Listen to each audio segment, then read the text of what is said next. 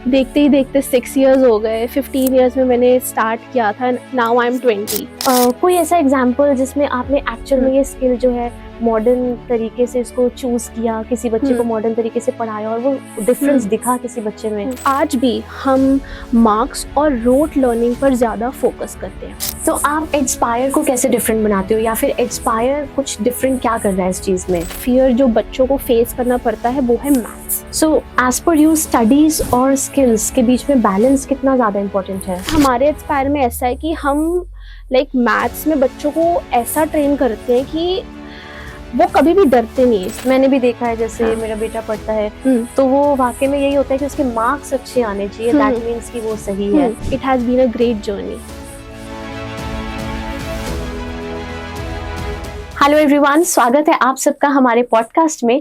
आज हमारे बीच है अमरीन, जो कि एडस्पायर की फाउंडर है और पिछले 6 सालों से एजुकेशन फील्ड में है। Welcome Amreen. Thank you so much ma'am, मुझे यहाँ पर आकर बहुत ज़्यादा अच्छा लग रहा है एंड मैं काफ़ी ज़्यादा एक्साइटेड हूँ अपने थॉट्स पेरेंट्स एंड स्टूडेंट्स के साथ शेयर करने के लिए। Amreen, you look so young, but मैंने देखा कि पिछले 6 सालों से आप इस फील्ड में हैं। तो कब से आपकी जर्नी स्टार्ट हुई? जब मैं 15 इयर्स की थी तभी से ही मेरे को इस फील्ड में बहुत ज़्यादा इंटरेस्ट था। बचपन से ही मुझे बहुत ज़्यादा शौक था बच्चों को पढ़ाने के लिए एंड देखते ही देखते 6 इयर्स हो गए। 15 इयर्स में मैंने स्टार्ट किया था, now I am 20। So it has been a great journey. तो आप क्योंकि इस फील्ड में है, तो बताइए कि आज का जो एजुकेशन सिस्टम है उसमें आपको सबसे बड़ी प्रॉब्लम क्या लगती है? आज के एजुकेशन सिस्टम में मुझे सबसे ज़्यादा मैं देख रही हूँ कि आज भी हम मार्क्स और रोट लर्निंग पर ज़्यादा फोकस करते हैं। इस वजह से क्या होता है, बच्चों का ओवरऑल डेवलपमेंट और प्रैक्टिकल अंडरस्टैंडिंग और उनका कॉन्फिडेंस इतना डेवलप नहीं हो पाता एंड मुझे ऐसा लगता है कि हमें एजुकेशन को थोड़ा सा इंटरैक्टिव एंड स्किल बेस्ड बनाना चाहिए। राइट, बिकॉज मैंने भी देखा है, जैसे मेरा बेटा पढ़ता है तो वो वाकई में यही होता है कि उसके मार्क्स अच्छे आने चाहिए, दैट मीन्स कि वो सही है। तो ये आज का सिस्टम है। मार्क्स आ जाएंगे अच्छे, बट इससे क्या हो रहा है ना, पढ़ाई के साथ साथ उसको आपको स्किल्स भी सिखाने चाहिए, है ना। और काफ़ी ज़्यादा इम्पॉर्टेंट है आज के टाइम पे स्किल्स बच्चों में डेवलप करना, क्योंकि अगर स्किल्स होंगी तभी आगे बच्चा सक्सीड कर पाएगा में, क्योंकि एजुकेशन भी इम्पॉर्टेंट है साथ साथ स्किल्स भी बहुत ज़्यादा इम्पॉर्टेंट है। सो अमीन, एज पर यू, आजकल के टाइम के जो बच्चे हैं वो पहले से कुछ अलग है या कैसे अलग है? आजकल के, मुझे ऐसा लगता है कि आजकल के बच्चे काफ़ी ज़्यादा स्मार्ट एंड अवेयर है, उनके पास इंफॉर्मेशन काफ़ी ज़्यादा है। मुझे ये भी लगता है कि आजकल के बच्चों का जो फोकस स्पैन है वो थोड़ा कम हो गया है, तो इसीलिए टीचिंग स्टाइल्स भी मॉडर्न होने चाहिए। पुराने तरीके आजकल के बच्चों पे ज़्यादा इफ़ेक्टिव नहीं होते, स्पेशली छोटे बच्चे। कोई ऐसा एग्जाम्पल जिसमें आपने एक्चुअल में ये स्किल जो है मॉडर्न तरीके से इसको चूज किया, किसी बच्चे को मॉडर्न तरीके से पढ़ाया और वो डिफरेंस दिखा किसी बच्चे में? मुझे ऐसा लगता है कि जैसे सपोज हम एक बच्चे को टेबल्स करवा रहे हैं, तो अगर हम नॉर्मली उसको नोटबुक में लिख दे 2 1 2 2, है ना, तो वो आई डोंट थिंक वो इतने अच्छे से उसको पढ़ेगा या फिर उसको अंडरस्टैंड कर पाएगा। यही अगर हम उसको गेम्स खिलाएं, है ना, जैसे फॉर एग्जांपल एक बहुत ज़्यादा पॉपुलर बहुत ज़्यादा फेमस गेम है जिसका नाम है timestable.com, है ना। तो उसमें क्या है, टाइम्स टेबल में क्या होता है, अलग अलग लेवल्स होते हैं। तो उससे क्या होता है, एक होता है डॉजिंग का लेवल, एक होता है पूरा एक जैसे सीक्वेंस में 2 1 2 2 2 3, है ना, और एक होता है टाइम बेस्ड, जिससे क्या होता है बच्चों को सर्टिफिकेट्स मिलते हैं, है ना, एंड सब कुछ। तो थोड़ा कॉम्पिटिटिव बनाना चाहिए, क्योंकि तभी बच्चा लर्न कर पाता है। एंड आप नोटिस करोगे कि अगर आप वो तरीके मॉडर्न तरीकों से पढ़ाओगे बच्चों को, तो बच्चे ज़्यादा अच्छे से उस चीज़ को समझेंगे, उस चीज़ को लर्न करेंगे एंड काफ़ी ज़्यादा इंटरेस्ट लेके पढ़ाई करेंगे और बोर नहीं फील करेंगे, बोरिंग नहीं होगा उनके लिए ये चीज़। मेरे लिए मॉडर्न एजुकेशन का मतलब है कि बच्चा पढ़ाई के साथ साथ स्किल्स भी सीखे, जैसे communication skills, practical understanding and English speaking. और भी काफ़ी ज़्यादा स्किल्स हैं, बट ये जो स्किल्स हैं ये भी बहुत ज़्यादा इम्पॉर्टेंट है एक बच्चे को सीखना। मुझे ऐसा लगता है कि बच्चों को आंसर्स रटवाने से अच्छा है कि बच्चों को समझ आए कि वो उस क्वेश्चन का आंसर क्यों है, ऐसा है ना। बच्चा सिर्फ आंसर ना जाने बट उसको एक्सप्रेस भी कर पाए। तो आप एडस्पायर को कैसे डिफरेंट बनाते हो, या फिर एडस्पायर कुछ डिफरेंट क्या कर रहा है इस चीज में?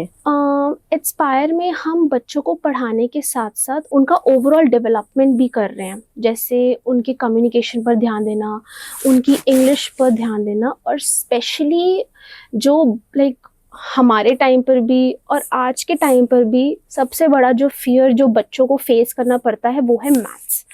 और मैथ्स एक ऐसा सब्जेक्ट है जिसमें बच्चों को काफ़ी ज़्यादा क्लैरिटी की ज़रूरत होती है।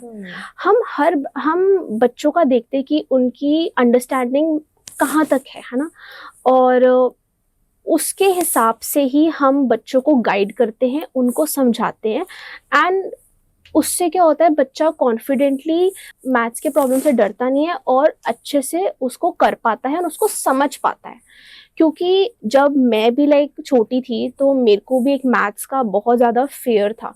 Maths is all about practice. हमको रोज प्रैक्टिस, अगर हम रोज बच्चों को प्रैक्टिस करवाएंगे मैथ्स की तो उनको बिल्कुल भी डर नहीं लगेगा। एंड हमारे इंस्पायर में ऐसा है कि हम लाइक मैथ्स में बच्चों को ऐसा ट्रेन करते हैं कि वो कभी भी डरते नहीं है इस चीज से। आप देखेंगे जब भी कोई बच्चा इंस्पायर से पढ़ता है तो स्ट्रॉन्ग फोकस हमारा बाकी सब्जेक्ट्स पर भी होता है, लेकिन मैथ्स पर भी खास होता है, क्योंकि अगर अभी बच्चों का बेसिक्स क्लियर नहीं हुआ छोटे होते तो उनको आगे जाके मैथ्स में बहुत ज़्यादा प्रॉब्लम्स आती है।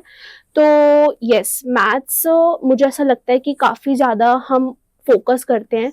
रोज़ हम आधा घंटा लाइक लेकर चलते कि बच्चों को मैथ्स करवानी ही करवानी है, उसके बाद हम बाकी सब्जेक्ट्स को भी लेकर चलते हैं। टफ नहीं है वो सब्जेक्ट, वो एक बहुत ज्यादा इंटरेस्टिंग सब्जेक्ट है, पर वो इंटरेस्टिंग तब बनेगा जब आप उसको रोज प्रैक्टिस करोगे। मैं भी जब मेरे भी स्कूल डेज थे तो तब मेरे को भी काफी ज्यादा डर लगता था मैथ्स से। तो बच्चों को अच्छे से समझाओ, मैथ्स का एक प्रॉब्लम लेके उनको स्टेप बाय स्टेप गाइड करो और हमेशा मैथ्स में उनको एक स्टेप आगे लेके चलो, ताकि उनको आगे क्लासेस में भी कोई दिक्कत ना आए एंड उनका एक बेस भी डेवलप हो जाए अच्छे से। So as per you, studies और स्किल्स के बीच में बैलेंस कितना ज़्यादा इम्पोर्टेंट है? ये बैलेंस मुझे ऐसा लगता है कि बहुत ज़्यादा ज़रूरी है। अगर बच्चों में नॉलेज है लेकिन कॉन्फिडेंस नहीं, तब भी बच्चा अपनी लाइफ में स्ट्रगल कर सकता है। एंड अगर उसके पास स्किल्स है लेकिन नॉलेज नहीं है तो फिर भी वो इनकम्प्लीट है। दोनों का बैलेंस ही रियल सक्सेस देता है। आज के टाइम पे बच्चे आई थिंक बहुत ज्यादा इमोशनल है या मूडी है। जैसे मेरा अपना बेटा भी है, वो कभी तो मतलब पढ़ाई का बिल्कुल मूड ही नहीं है, या फिर सिर्फ ओरल करना है, रिटर्न करना ही नहीं है, या इमोशनल लेवल इतना ज्यादा कि रोने पर आ जाना है, ऐसा कुछ जिद पर। तो आप इन चीज़ों के लिए क्या करते हो अपने सेंटर में? ये काफ़ी ज़्यादा इम्पोर्टेंट क्वेश्चन है, क्योंकि आजकल के बच्चे काफ़ी ज़्यादा मूडी हो गए हैं एंड वो इमोशनली भी बहुत ज़्यादा सेंसिटिव है एंड एकेडमिकली भी। मुझे ऐसा लगता है कि हमें बच्चों को समझना चाहिए, है ना, और उनको एक ऐसा सेफ एनवायरनमेंट प्रोवाइड करना चाहिए जिसमें वो फोकस कर पाए। अगर हम उनको समझेंगे, है ना, उनके रीजंस को, उनके क्वेश्चंस को, या फिर उनके साथ जो भी हो रहा है उनकी लाइफ में, अगर हम उसको समझेंगे तो आई थिंक काफ़ी ज़्यादा वो सिक्योर फील करेंगे एंड अपने एकेडमिक्स में भी काफ़ी ज़्यादा अच्छा इम्प्रूव करेंगे। हमें लर्निंग को इंटरेक्टिव और काफ़ी ज़्यादा प्लेफुल भी बनाना चाहिए, ताकि बच्चा जो है वो बोर ना फील करे, फन में वो समझ भी ले उस चीज़ को। एंड इससे क्या होगा ना, वो एकेडमिकली जो उसका लाइक मूड है ना कि मेरे को आज पढ़ना है या आज मुझे नहीं पढ़ना है ना, तो वो भी उससे इम्प्रूव होगा, क्योंकि उसको लगेगा अच्छा पढ़ाई का टाइम है तो ही शुड बी हैप्पी। और जहाँ पर भी आप बच्चों को ट्यूशन्स के लिए भी भेज रहे हो कहीं पर भी, तो वहाँ पर भी ऐसा ही सिस्टम होना चाहिए कि बच्चे के लिए जो लर्निंग है वो फन होनी चाहिए, ना कि boring.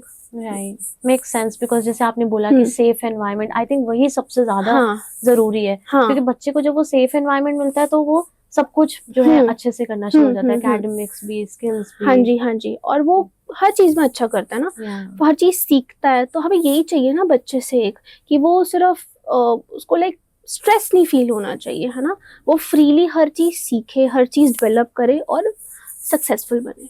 I think true, because बच्चों का जिस चीज में इंटरेस्ट है अगर हम उसको उसी में इनकरेज करेंगे तो वो उसको ज्यादा अच्छे से कर हाँ जी, पाएंगे। हाँ जी, क्योंकि ऐसा होता है कि अगर आप सिर्फ ऐसा कह रहे हो कि तू पढ़ बस, है ना, पर उसका इंटरेस्ट स्पोर्ट्स में है ना, उसको स्पोर्ट्स फील्ड में जाना है ना, तो पढ़ाई भी इम्पोर्टेंट है, बट अगर उसका इंटरेस्ट ही स्पोर्ट्स में, तो आपको आई थिंक स्पोर्ट्स में उसको ज्यादा सपोर्ट करना चाहिए ताकि वो आगे बढ़े, है ना।